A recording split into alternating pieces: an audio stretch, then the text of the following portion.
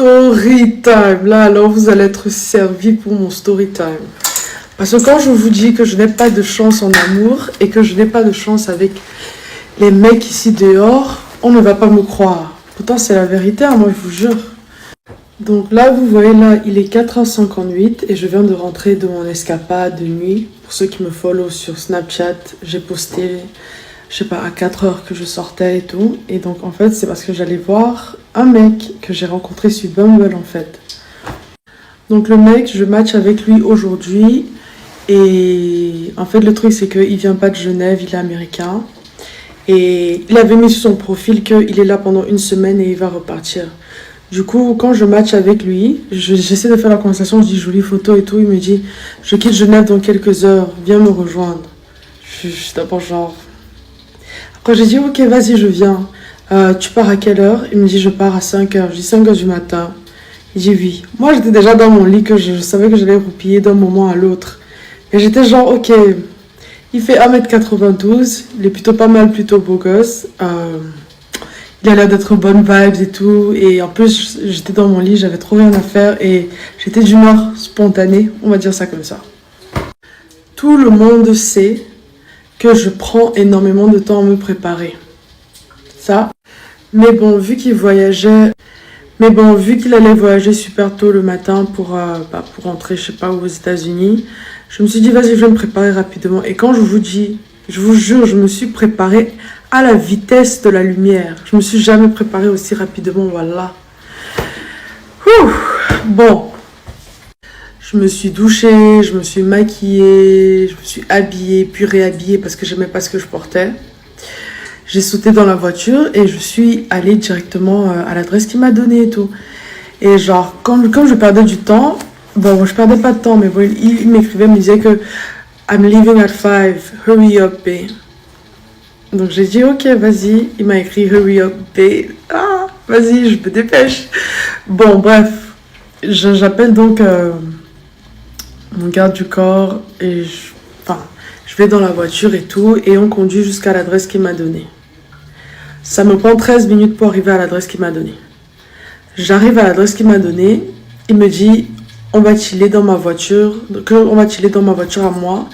Parce que lui, il est dans la voiture avec son chauffeur. Il veut pas que son chauffeur s'énerve. Moi, j'étais genre, ok. On peut chiller dans ma voiture, il n'y a pas de problème. Mais je dis, il y a juste, il y a le chauffeur dans la voiture. Et j'ai quelqu'un d'autre avec moi dans la voiture. Après, il me dit, too late. Il me texte too late, genre, trop tard. Je dis, trop tard quoi? Genre, trop tard, tu pars? Il dit, oui, il va à l'aéroport. À part si tu me suis jusqu'à l'aéroport.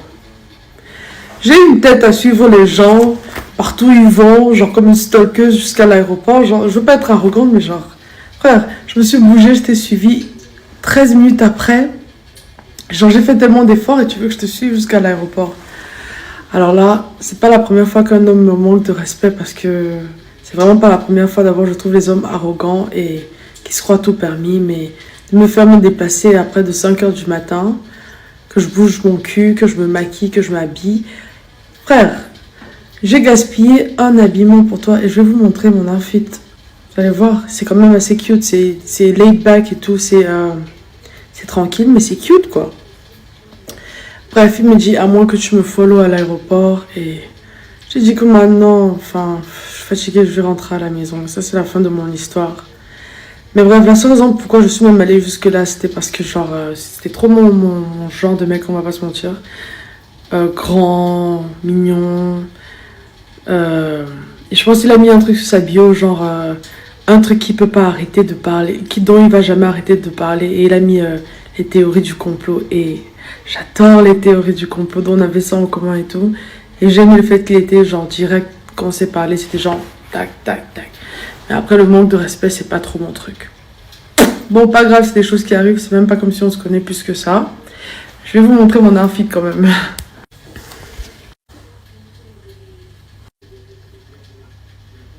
J'ai mon petit sweat assorti en bas. Ouais, je sais pas bien d'être poisseuse dans la vie, hein, moi je vous dis. Donc si j'ai quelqu'un à servir couché comme ça là, c'est-à-dire qu'il me dit couche-toi là, je te fouette, il me fouette. c'est Paul Biya. Mais si j'ai réussi à partir de là, pour dire à Papa Paul, ils ne veulent pas qu'on évolue. Si on s'était concentré, l'Iran ne pouvait pas nous atteindre. Si on s'était concentré un peu, l'Iran ne peut pas nous atteindre. On n'a pas été concentré. On nous amène dans la dérive. Na bitike bombe et binga. Bitijip. On vole ce que nous avons en abondance. Je parle donc, pas parce que je vous déteste, mais parce que je vous dis que nous sommes en train de tisser le coton de la honte. Et dès qu'on va le tirer comme ça un peu, tout va être déballé. Le coton de la honte que nous sommes en train de tirer là, c'est comme les enfants les femmes qui font la couture là. Dès qu'il y a toujours un fil, un seul qui tient, dès qu'on tire ça comme ça là, ça défait tout. C'est ce coton de la honte là que nous sommes en train de tisser. Et chaque jour, un fils de la République et peut-être d'autres, il vient ou ils viennent vous dire tous les jours, papa, peut-être toi on te cache des choses, mais voici ce que nous voyons. Prends le temps d'observer. Brenda ne sera pas née aujourd'hui dans la prostitution. Brenda sera aujourd'hui une fille ingénieure, médecin, peut-être en autre chose, et on allait la protéger autrement. Mais là, comment on en arrive là? Les gens ont choisi de préserver leur petit poste. Si je parle de ce que fait Brenda, non, je ne serai plus son garde-corps. On va m'enlever. Si je parle de ce que fait Brenda, non, je ne serai plus ministre de la Défense. Si je parle de ce qui se passe, non, je ne serai plus secrétaire d'État à la gendarmerie. Si je dénonce ce qui se passe, je ne serai plus à la police. Non, si je parle, on va m'enlever à la DGRE. Si je parle, on va m'enlever au renseignement militaire. Si je parle, non, je ne suis plus à la CEMIL. Si je parle, non, je ne peux plus être secrétaire général. Si je parle, je ne suis plus directeur de cabinet civil, principal ou adjoint. Si je parle, je ne serai plus à la DSP. Si je parle, vraiment, on va m'enlever, à la garde présidentielle. Pendant ce temps, vous ne dites rien. Ce sont vos enfants, d'une façon directe et indirecte, qui vont être victimes demain. Oui, monsieur. Vous voyez le prix à payer de l'Iran? Sorti de cette guerre, tous les pays vont respecter l'Iran. Tous les pays aimeraient aller là-bas, aller apprendre la technologie. On s'impose. On ne va pas se mettre à la disposition des gens qui ne sont là que pour détruire nos enfants. Nous avons tout pour réussir. Donc, je vous parle ici, pas par détestation, mais je vous parle parce qu'à un certain moment, quand c'est trop, c'est laid, et quand c'est laid, ça pourrit, et quand ça pourrit, ça dégage des odeurs nauséabondes qui nous boutent des tempérées de force nasale. Donc, chacun d'entre nous doit prendre ses dispositions. Si nous voulons un Cameroun périn, éternel.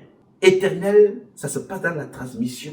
Beaucoup d'enfants ne connaissent plus ceux qui ont fait le Cameroun, n'est-ce pas? Et il y a un relais. Quand nous allons solliciter la Russie, nous ne savons pas quels sont ceux qui ont fait la Première Guerre mondiale, la Deuxième Guerre mondiale. Mais à travers les enfants de Russes aujourd'hui, on se rend compte qu'il y a eu le transfert du savoir, la science, l'intelligence. Et ils ont appris. Mais 40 ans, 60 ans plus tard, nous sommes encore dans l'homosexualité de la petite Kenyang Bingazout. Même pas une bouchette à lui mettre. Voilà notre niveau. Alors je parle comme ça avec un non, moi déteste ça. Non, je n'ai absolument rien à foutre. Détester Chantal bien peut interpréter ça comme elle veut. Elle passera. Le Cameroun restera. Je passerai aussi, le Cameroun restera. Donc laissons une histoire. Demain, nos enfants diront que nous, Matassa était au pouvoir. 43 ans. Porter la poubelle sur la tête, se promener comme une sorcière. Ça, c'était notre définition. Non! Quand je m'assois ici tous les jours, propre devant vous, c'est parce que je vais faire beau. Non, c'est que je veux valoriser ce que Dieu a donné, le coton. Oui, ça n'a pas été fabriqué, créé par des hommes. Ça a été mis en valeur par des hommes. Donc, être propre devant vous, c'est de reconnaître ce que Dieu a fait de nous. Même Jésus, ceux qui croient en lui, avaient des tenues. C'est le coton qu'il portait. Il faut savoir se mettre en valeur. Nous, comment est-ce que nous voulons nous mettre en valeur? En mettant en valeur les valeurs dévalorisantes des autres peuples. Quelle est cette façon de se mettre en valeur? Eux, ils refusent la polygamie chez eux, mais eux, ils vous envoient l'homosodomifion chez nous. Et moi, je dois leur faire plaisir. C'est-à-dire, ils nous empêchent, on nous empoisonne avec tout. On empoisonne partout, les vaccins, la nourriture, dans les maladies et tout ça. Pour diminuer, la population africaine. Mais on vient encore nous faire comprendre que non, ne faites même plus des enfants, ce n'est même plus les femmes qu'il faut épouser. Il faut maintenant le tchoukou, papa, maman. Je ne sais pas si vous comprenez le truc. Les enjeux sont, colossaux. Donc, ceux qui n'ont pas encore compris ça auront toujours tendance à croire que non, vraiment, nos malades, ils ne m'aiment pas. Ils n'aiment pas Tangana Clément. Non. Il n'aime pas Bargangele. Non, il n'aime pas René Claude Meka. Non, il n'aime pas, Kaveh Djibril. Il n'aime pas Niat. Il n'aime pas X. Il n'aime pas Z. Je me pose la question, pourquoi sont-ils des aînés? Ce sont des garants. Ni les chefs traditionnels, ni les chefs religieux, on ne voit plus personne. On est devenu des bénis, oui, devant une fille qui est là pour remplir ses fantasmes. A dit que Bombay et Beninga, ce ne sont pas nos valeurs. Ok, si tu fais ça en cachette. Sanctionne publiquement pour dire aux enfants que ce ne sont pas ça nos valeurs. Est-ce que tu peux entendre la femme de Xi Jinping, le président chinois, parler comme ça? Est-ce que tu peux entendre des comportements comme ça là? Que les femmes qui sont derrière Chantal Biya, tu entends les mamans bébés, des prostituées, des waya waya dans les cancans. La femme doit avoir une posture, ma chère. Excusez-moi, je vous parle avec le cœur, hein? Sans rancune aucune. Mais je vais vous dire une chose ici pour conclure.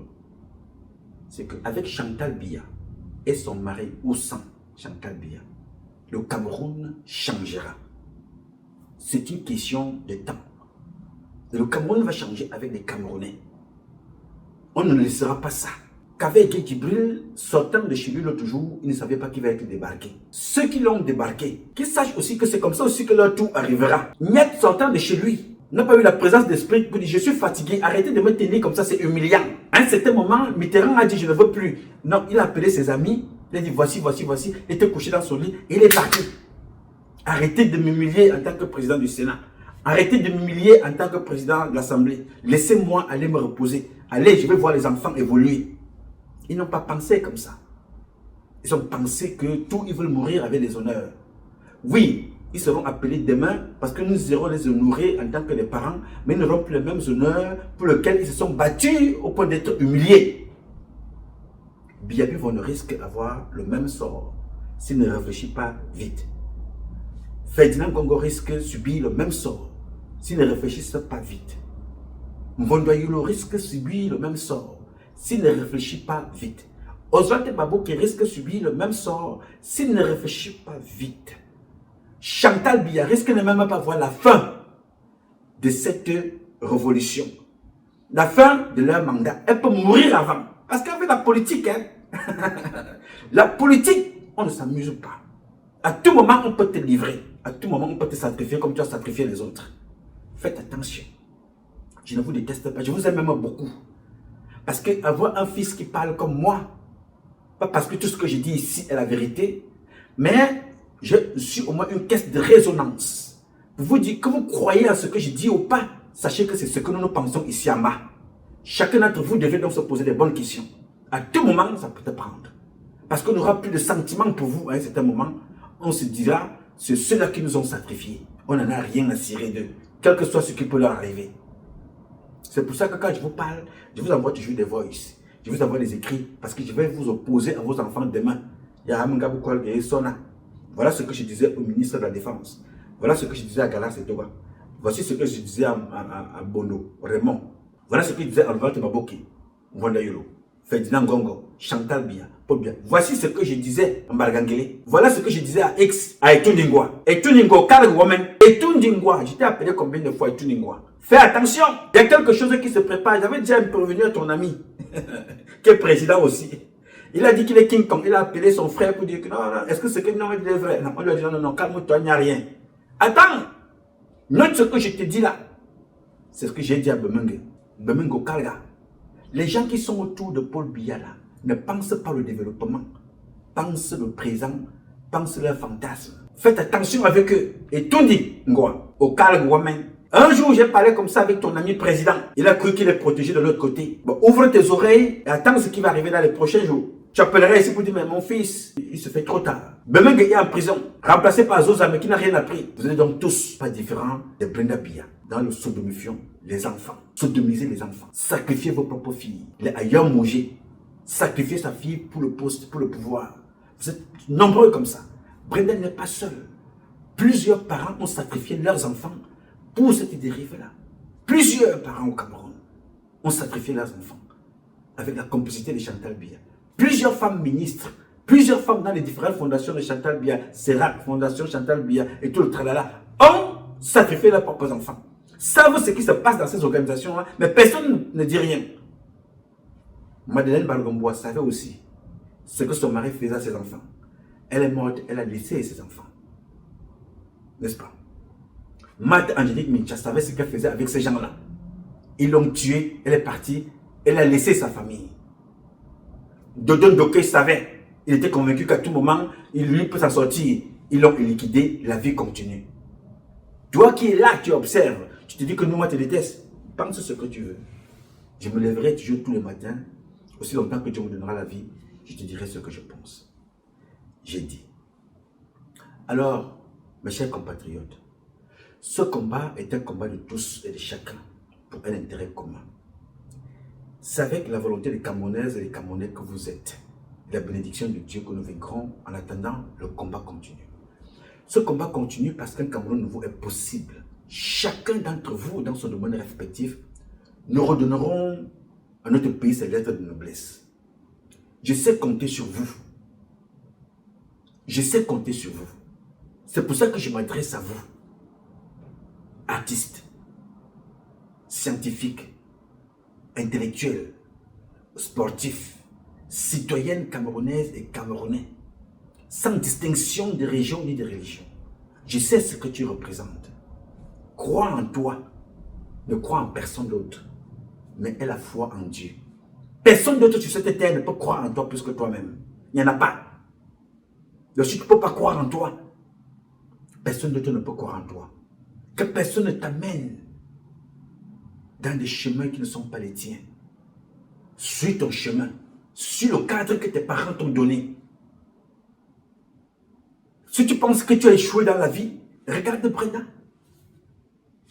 Né avec une cuillère à main. Né avec une cuillère à main. Brenda, bien sûr, aussi l'enfant que quand elle voulait pleurer, c'est tout le monde qui veut la porter pour que le président voit que notre s'occupe bien de sa fille. Elle a donc été abandonnée entre les mains de personnes.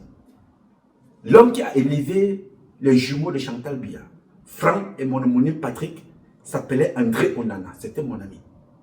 Mon frère. Il est mort, c'était un homosexuel. C'est lui qui a élevé les deux enfants que vous voyez là. De chaque fois que tu penses que tu as raté ta vie, ne pense pas que c'est l'argent qui définit la vie. Ce sont les valeurs qui définissent une vie.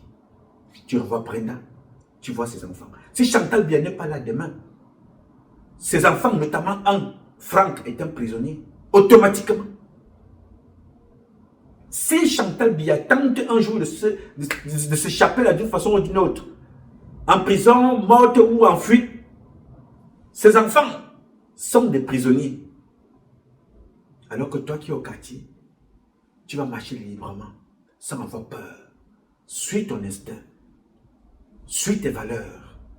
Suis ton intelligence. Ne copie pas, mais inspire-toi des autres.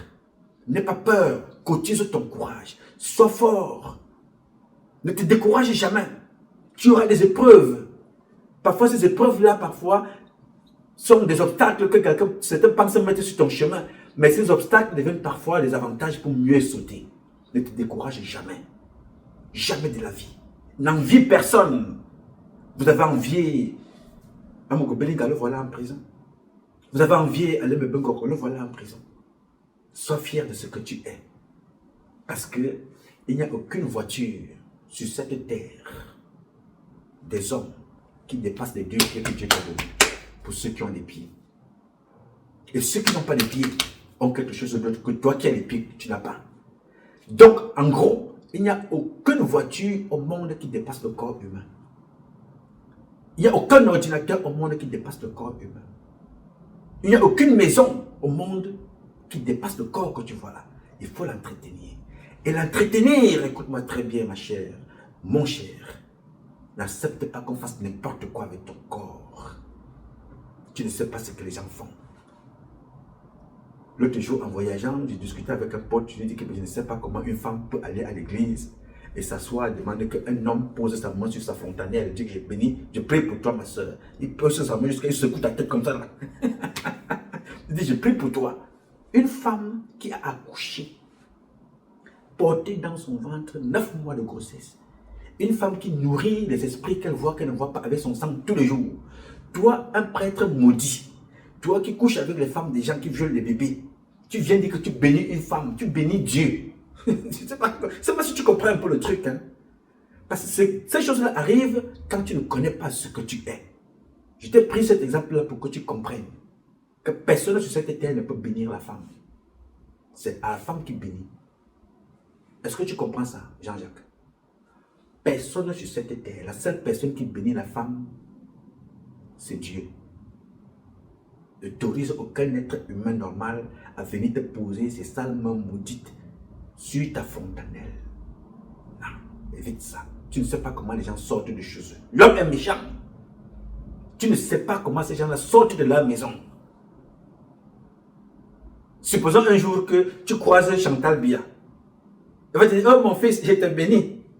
Tu penses que tu as réussi? Est-ce que toi-même tu crois en ça? La seule chose que Chantal Biya peut te donner, c'est l'argent qu'elle va te donner là, à l'instant. Et avec cet argent-là, tu ne feras rien. Observe ce que je te dis là.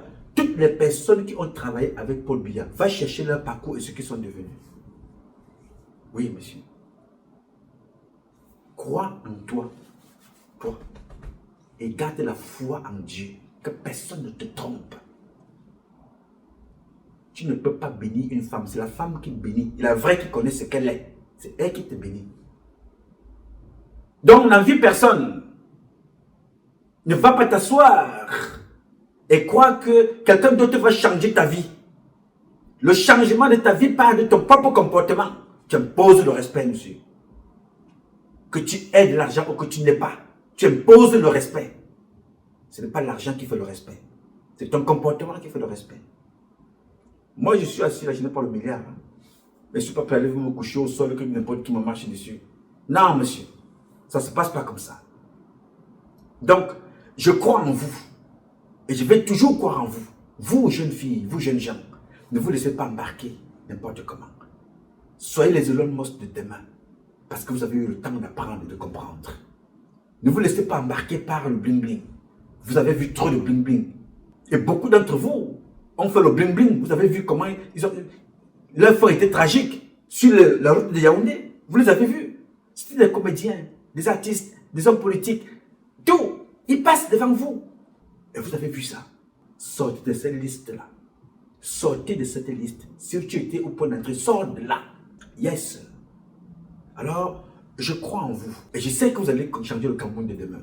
Vous êtes impatient, n'est-ce pas? Chaque jour, vous vous levez, vous êtes impatient. Nous, quand est-ce que ça va changer? Tu nous parles de ça? Non. S'il vous plaît. Il y a des femmes qui sont restées dans leur mariage pendant 40 ans, sans enfants. Elle était insultée. Elle était humiliée par sa belle famille. Parce qu'elle ne fait pas d'enfants. Mais un jour, à force de patienter, avec le soutien de son mari, parce qu'elle croyait en elle, elle croyait en son foyer. Un jour, elle n'a pas accouché qu'un seul. Elle en a accouché 4 une seule fois. Et quand ils ont grandi, ils sont devenus des médecins, des ingénieurs, des techniciens. Dans la patience et le désir de patienter, on obtient la réalisation. Il ne faut pas imiter, il faut t'inspirer. Dans la patience et le travail, tu y arriveras. Le Cameroun changera. Je vous parle tous les jours ici avec une fierté, parce que je sais ce qui va arriver dans ce pays-là. Ce pays-là. Les gens vont s'aligner comme ça. Je demande le visa depuis 2 ans pour aller dans ce pays-là. Juste aller manger le soya. Je veux juste aller là-bas manger le ndolé à Douala. Juste manger le ndolé parce qu'on me dit que là-bas, c'est la magie de Thompson. C'est là-bas que s'opère, c'est-à-dire la véritable créativité, la création de Dieu se manifeste là-bas. Je veux aller là-bas, donc j'attends le visa depuis 2 ans. Je ne sais pas ce que j'ai fait. Je veux aller là-bas pour aller faire un petit tour à Obala. Je vais aller faire un petit tour en Fondjement, quoi. Je vais aller faire un petit tour là-bas, là où on disait que rien ne pousse là-bas, dans le Grand Nord. Je vais aller voir là-bas. Je vais aller voir des usines là-bas. On me dit que c'est devenu le Eldorado. La Chine de l'Afrique, c'est le Cameroun. Dubaï de l'Afrique, c'est le Cameroun. La Thaïlande, c'est-à-dire Taïwan. Parce que la Thaïlande, c'est un peu compliqué avec les gens que vous connaissez là. Donc, il faut croire. C'est pour bientôt. Ne soyez pas pressés. Dans les 20 prochaines années, Le papa qui avait été Djibril, vraiment, il ne sera plus là. Non, c'est toi qui seras là. Les papas Niak, ils ne seront plus là. Dans les 20 prochaines années, 30 ans, Biya ne sera plus là. Avec la bonne volonté du monde entier, Biya ne peut plus être là. Beaucoup d'entre nous ne seront plus là. Mais toi, tu seras là. Toi, tu as la possibilité. Tu seras là. Bats-toi pour que ton pays soit respecté. Parce que si ton pays n'est pas respecté maintenant, et que tu ne te battes pas, demain il sera envahi comme le Venezuela. Si vous ne vous préparez pas sérieusement, demain il va vous arriver ce qui arrive en Iran. Donc tout ce qui arrive là doit capitaliser, animer notre capital pensée. Penser le Cameroun, penser comment se protéger, penser comment décider de se fermer du monde et pouvoir vivre pendant 2 ans sans rien demander à personne. Ça s'organise. Comme l'Iran l'a fait 47 ans. Les bombes sortent de terre, rendent les présidents fous. Le monde est aujourd'hui neutralisé après un seul pays. Ce sont des hommes et des femmes. Même quand toi tu es le leader, tout de suite on le remplace. Vous êtes capable comme ça au Cameroun. Chaque fois que je sors, je me promène, je dis à quelqu'un que I'm from Cameroon. Vraiment, je lui dis ça avec une fierté. Je dis, mais, je suis tellement content de te dire d'où je viens. Je peux être canadien, je peux avoir le passeport, anglais, allemand. Je n'oublie pas d'où je viens. Américain, même du Vatican, russe, chinois, je n'oublie pas que pour qu'on puisse me le donner, la bénédiction vient du Cameroun. Quel que soit le passeport que tu as, sois fier du pays qui te l'a donné. Honore et respecte ce pays-là toute ta vie. Mais célèbre et honore d'où tu viens. Parce que le passeport-là, c'est parce que tu viens de quelque part. Le nom-là, c'est parce que tu viens de quelque part. Ne l'oublie jamais. Inspire-toi des autres.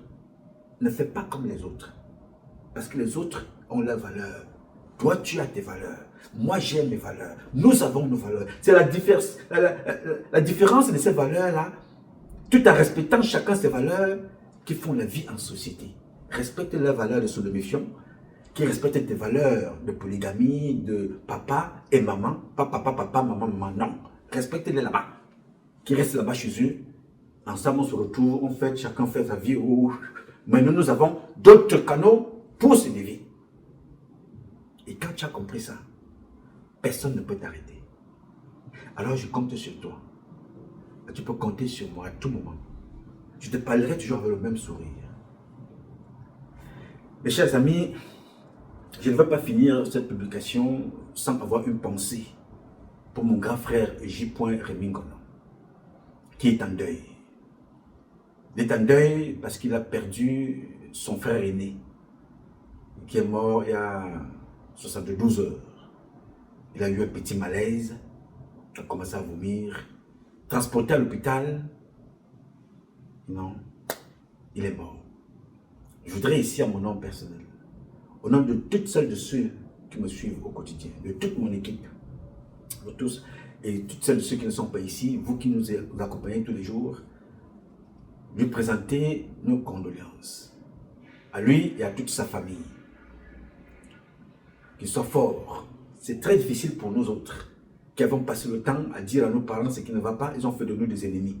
Ce qui fait que nous enterrons les nôtres, sans avoir la possibilité d'y être présents. Pas parce qu'on devait changer le cours de l'histoire, mais aller les accompagner à leur dernière demeure. Cela nous est aujourd'hui difficile. Donc, nous sommes dans des situations très compliquées. Il doit avoir doublement votre pensée, vos encouragements, parce qu'il en a besoin. Nous en avons besoin. Les parents tombent malades, ne peuvent pas être là. Ils sont hospitalisés, nous ne pouvons pas être là. Ils ne peuvent pas être ni à l'hôpital, ni à leur chevet.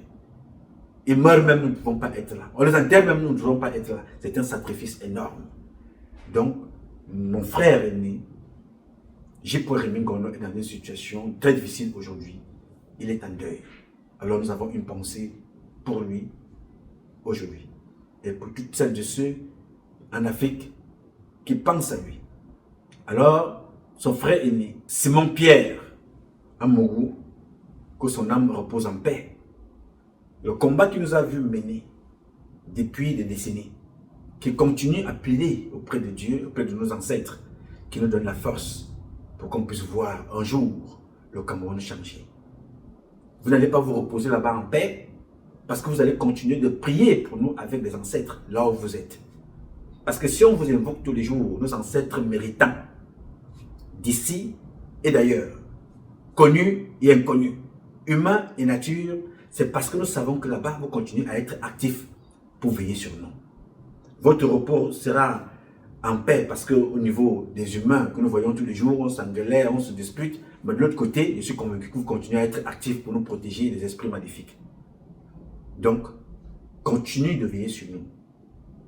Simon-Pierre Amougou, que Dieu t'accueille comme il t'a fait venir sur cette terre et qu'il t'accueille à ton retour. J'ai dit. Mes chers compatriotes, je m'appelle Nouma Patrice Freeman. Je réponds au 001 551 666 1027. I love you, but God love you more. Thank you.